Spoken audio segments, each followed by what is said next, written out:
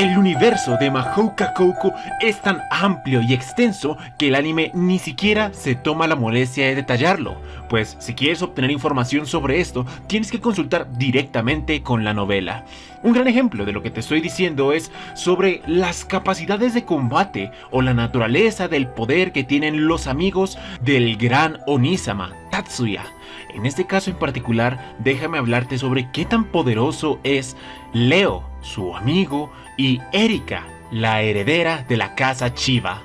Empezando por el chico, el origen de su fuerza proviene de 3 generaciones atrás. Estamos hablando de su abuelo, un ex soldado del ejército. Resulta que en aquella época el gobierno consideraba que la gran debilidad de los magos era su capacidad física, es decir, cuando son arrastrados al combate cuerpo a cuerpo. En estas circunstancias, los soldados entrenados en un gran entrenamiento militar pueden enfrentarlos. Es como la analogía, una pistola es peligrosa a la distancia, pero cuando está cerca de ti, el nivel de peligro que representa equivale a la de un cuchillo. Lo mismo se asemejaba con la magia.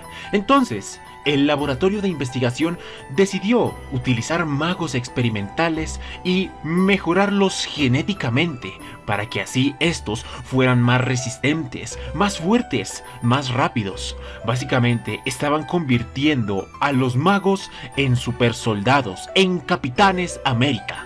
Aunque al principio el experimento resultó ser todo un éxito, se dieron cuenta que las capacidades mágicas de los involucrados empezaron a menguar. Su velocidad de procesamiento y la cantidad de magia que podían almacenar decayó en una forma proporcional al incremento de su fuerza. Supongo que es imposible tenerlo todo en este mundo. Y no solo esto, en el futuro graves repercusiones empezaron a aparecer en los miembros del experimento, es decir, que los soldados que habían manifestado grandes crecimientos físicos eventualmente sufrieron enfermedades degenerativas en el cerebro. En pocas palabras, empezaron a perder la cordura. Algunos dejaron de hablar, otros no pudieron ver más, y así sucesivamente, variando en el efecto dependiendo la persona, perdían facultades motrices provenientes de su cerebro. Quizás, como un alivio para aquellos voluntarios del experimento, estos efectos solamente se presentaban en la adultez, o mejor dicho, en la vejez. Por tal, estos podían desenvolver vidas normales, formar una familia, tener hijos antes de que las repercusiones aparecieran e inevitablemente murieran. Aún así, una maldición fue heredada de todo esto. Esos genes tan poderosos y modificados fueron transmitidos a la siguiente generación, es decir, al padre de Leo y finalmente a él mismo. En términos teóricos, Leo, a pesar de no poder utilizar ni procesar magias muy poderosas, fue dotado de un cuerpo mejorado que rivaliza con el de las nanomáquinas. Fuerza, agilidad, instintos. Y si a eso lo mezclas con la potenciación de la magia básica que puede utilizar, formas a un soldado increíblemente letal, que claro, no puede causar desastres naturales ni arrasar edificios. Pero, en términos de combate personal, no existen oponentes más difíciles que aquellos involucrados en el experimento de hace 3 generaciones. Esa es la historia de Leo.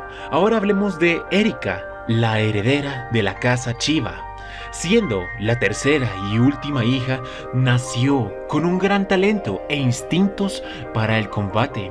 Quizás las únicas personas que tienen o que rivalizan en una pelea junto a ella en términos de Kenjutsu y combinación mágica con el arte de la espada para ser letales serían sus 2 hermanos mayores y su padre, el actual jefe de la casa. Desde que era niña, empezó a labrarse una reputación dentro de su escuela. Sus demás compañeros y profesores la reconocían como la niña prodigio, la mujer imbatible.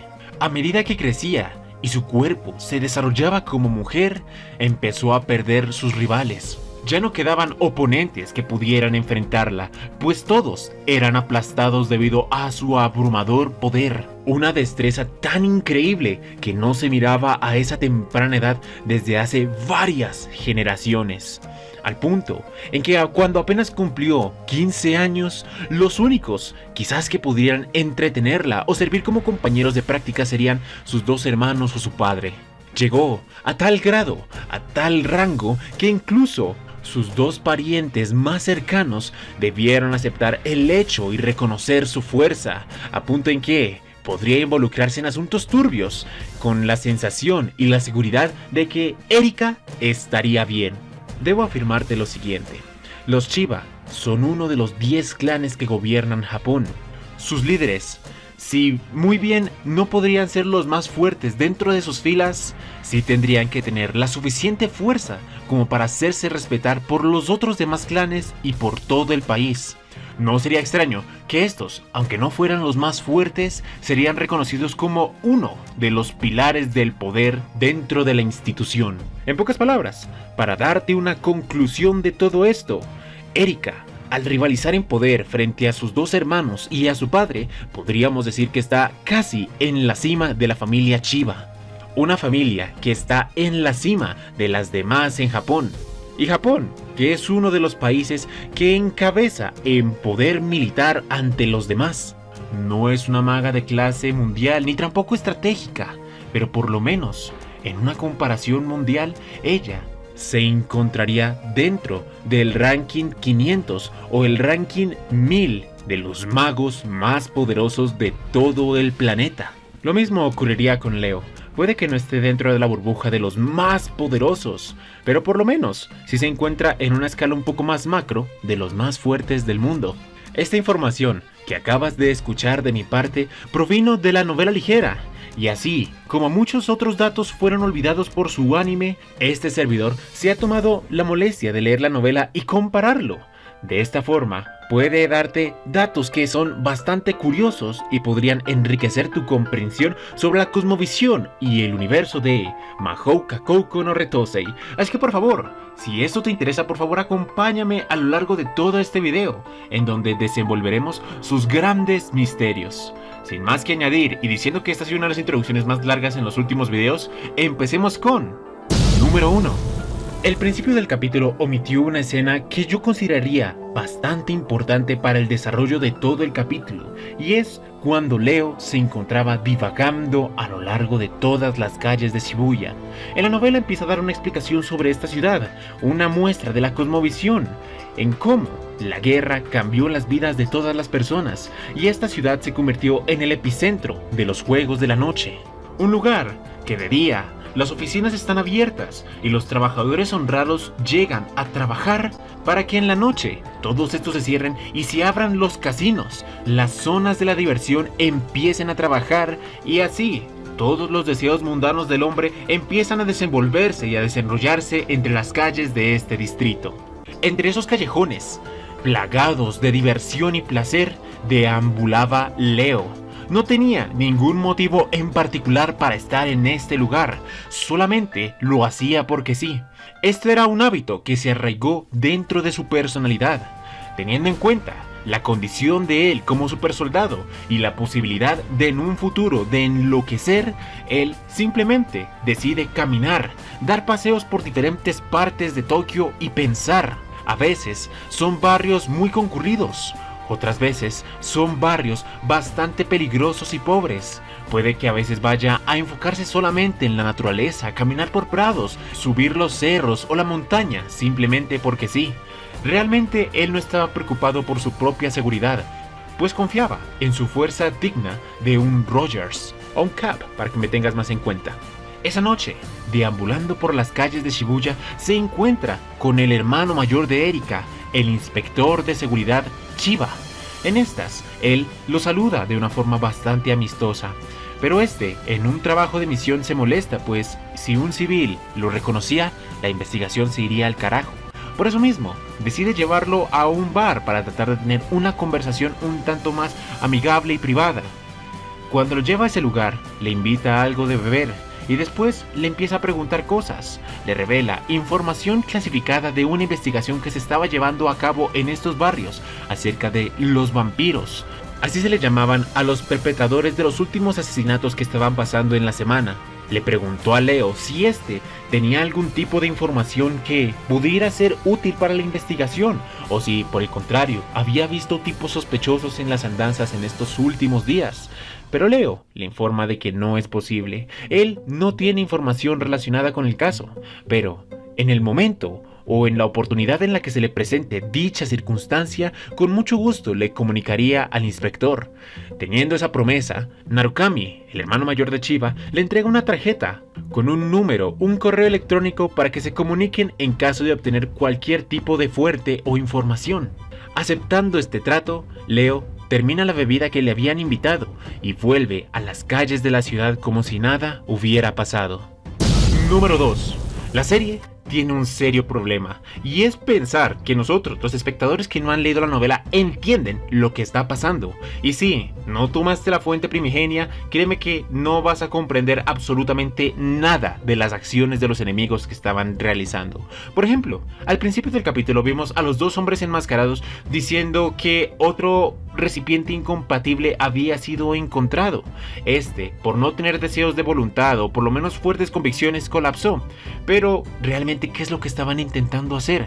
Según la novela, querían transmitirle un parásito, algo que haría que sus mentes se conectaran. Pero desafortunadamente, el recipiente, al no tener deseos fuertes y propios, se convertiría en uno de ellos, pero sin voluntad ni ego o id. Es decir, compartían sentidos con las personas que estaban enfrente de ella, pero no se podía mover. No tenía una autoconciencia como para realizar acciones propias como caminar, moverse, saltar o cualquier tipo de decisión básica que lo conllevaría a ser útil en la vida. Solamente se convirtió, hablando en términos de hardware, en una cámara de seguridad, un dispositivo de grabación en tiempo real que le permite a las dos personas que trataron de sincronizarla con ellos enterarse de lo que ve, pero si solamente se queda en un ángulo, es decir, en la que se quedaron sus ojos semiabiertos, no sirve de nada. Es otro ser incompatible para sus experimentos.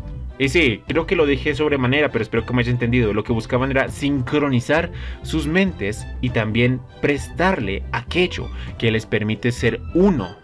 Número 3. Dentro del universo existe una corriente política que se llama la humanista, es decir, personas que consideran que la magia debería ser abolida de la vida diaria de las personas y que éstas deberían ser regidas única y exclusivamente con el poder que vinieron a Tierra. Es una corriente política bastante popular entre aquellos que no pueden utilizar la magia.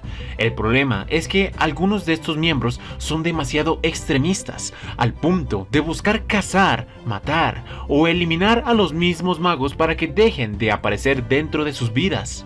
Este grado de peligrosidad ha obligado a las autoridades tanto fiscales como políticas a tener cuidado con ellos, manteniéndolos constantemente en vigilancia. Número 4.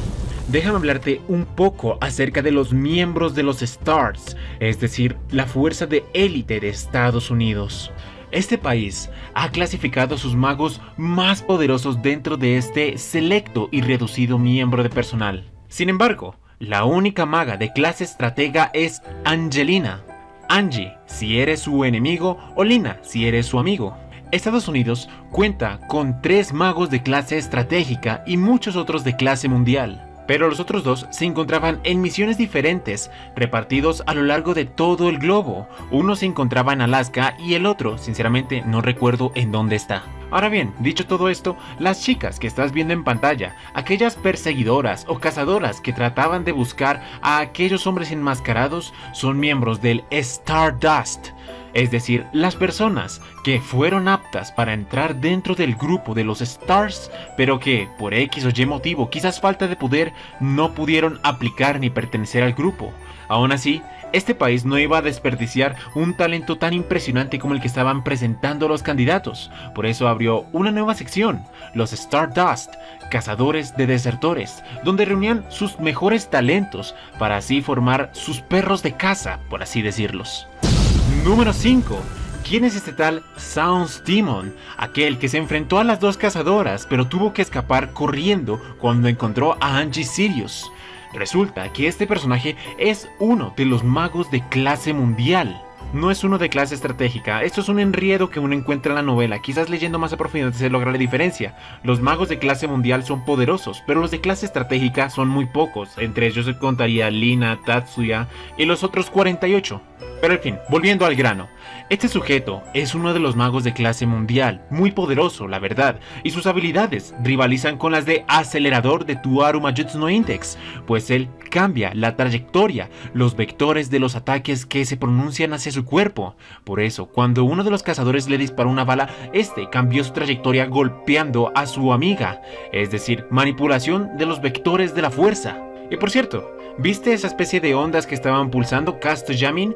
Esta es la habilidad que Tatsuya nos mostró en la primera temporada, de activar dos CAD al mismo tiempo para que este cancele sus ondas de patrón y, al entrar en conflicto, ninguna de las dos pueda activarse. Pero desafortunadamente, como Demon Souls no estaba utilizando ningún tipo de aceleramiento de procesamiento de magia, solamente lo hacía con su mente, en pocas palabras, había alcanzado la espiritualización. Este truquillo barato para evitar el uso de magia no funcionaba en él. Curiosamente, pese a tener el poder de acelerador y cambiar los vectores en dirección hacia su cuerpo, tuvo que salir corriendo cuando vio a Angie Sirius. Quizás esta maga sí tiene algunos trucos bajo la manga para hacer explotar a nuestro querido imitador del albino favorito de la serie en donde la magia y la ciencia se unieron. Oye, ve, ahora que lo pienso, estas dos series tienen su semejanza. En Tuaru Majutsu no Index es la ciencia contra la magia y aquí en Mahuka Koku no Retosei es la combinación de la ciencia para mejorar la magia. Es curioso. Número 6. Un poco sobre la pelea que tuvo Leo con aquella mujer enmascarada. Resulta que Leo es una persona bastante dura y fuerte, pero curiosamente esa noche él no llevaba ningún tipo de CAD, él no llevaba su guantelete que se endurecía con su habilidad especial de Panzer.